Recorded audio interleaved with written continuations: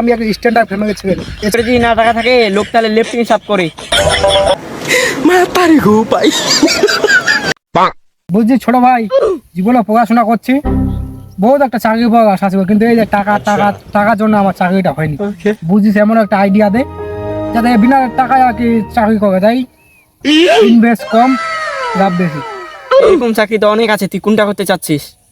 এই যেটা সহজ হবে ওইটা আর কি করতে চাচ্ছি। কোন দিন থেকে যোগ দিতে চাচ্ছিস তে? আজকে থেকে হয়ে আর কি বেশি ভালো হয়। তাহলে চ समझ गया। সাপ ধরতে হবে তাহলে। কি এ চাকরি করা যায়? এটা চাকরি না কি? এই চাকরি আমি করি, আমি একটা স্ট্যান্ডার্ড ফ্যামিলি ছেলে, এই চাকরি আমাকে মানাই। পকেটে যদি না টাকা থাকে লোক তাহলে লেফট হিসাব করে। সাপ দেখে আমি ভয় পাই না। তুই ঈদে মানে মনে হয় ঝাড় দেখা যাচ্ছে, দে দে দে।